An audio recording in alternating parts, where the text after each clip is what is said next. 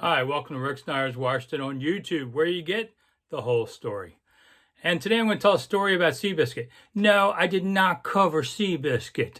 Not that damn old. This is 1930s you're talking about. I didn't come around to a few years later. I actually go back to the 70s, believe it or not. But anyway, the Seabiscuit was a great horse in the 30s.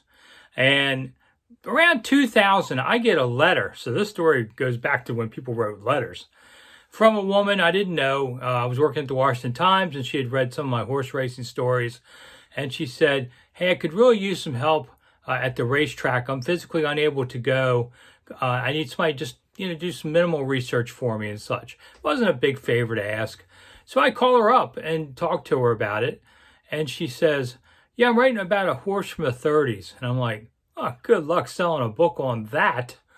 That's my first of many mistakes in this story. But she says, I need to talk to some people maybe who were around when Seabiscuit raced War Admiral up at Pimlico. And the racetrack, there's always somebody older than dirt. Always. It's going to be me pretty soon. But there's always people. And I knew of a few people who had always talked about it. Whether it was true, I don't know. But they would talk about having seen the race there. So I hooked her up with those guys, and I found some clips and stuff she needed in the archives. And she said, listen, I don't know how this book's going to do. And, if it just sells a few copies out of my car trunk, fine. I just want to do this story. The story was Seabiscuit, which became a national bestseller and a great movie, and just spawned off so many other things. I know people who would listen to the music from this movie in the barns. And the woman was Laura Hillenbrand. And she said, hey, I'm going to put you in the acknowledgments for helping me. I said, that's okay, Laura. It's just a favor. No big deal. So she did do it, though, luckily. So my name is in the acknowledgments in the book Seabiscuit. And she said, yeah, I'll send you a first edition. I said, well, that's okay. I'll get one. But she did, luckily, so I have a signed first edition. I told my kids when I die, don't donate that to the library. That might be worth something. Matter of fact, I have a poster right here. I'm going to turn you around so you can see it in my den. And this is the poster from the movies that came out. My daughter was dating a guy who worked in the movies. This poster was going to be in one of the big showcases, but instead he gave it to me. And I framed it, and Laura's signed it for me. So that's the other thing my kids have as an inheritance. Two things from that. It's just funny because I just thought, it's one of those things in life where you're like, what's that going to do? Just like there was this guy once at Maryland football practice bugging me. I'm trying to watch practice. I know it doesn't look like I'm doing anything, but I am. And he's talking about, I'm going to start an apparel company in Baltimore. Oh, it's going to be bigger than Nike.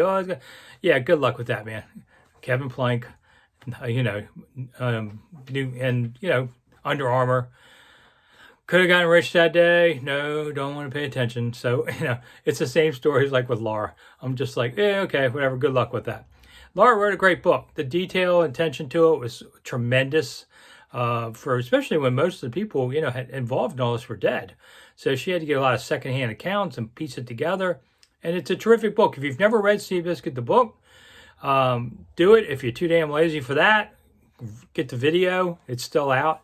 Well, whatever we call it now. You can download it off the cloud or something. But it's a great storytelling. That's what Laura does best.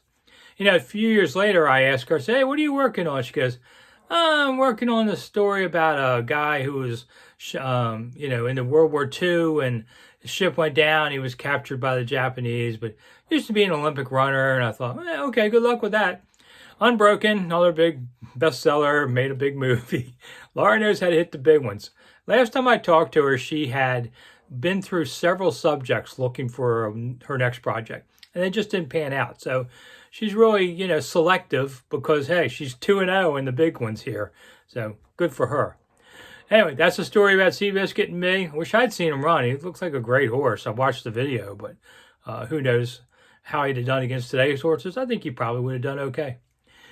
All right, I'm Rick Snider for Rick Snider's Washington. Thanks for your time. I'll see you again soon. You can look for me on the daily platform channels. And meanwhile, here on YouTube, please hit the like and share buttons because YouTube loves when we do that.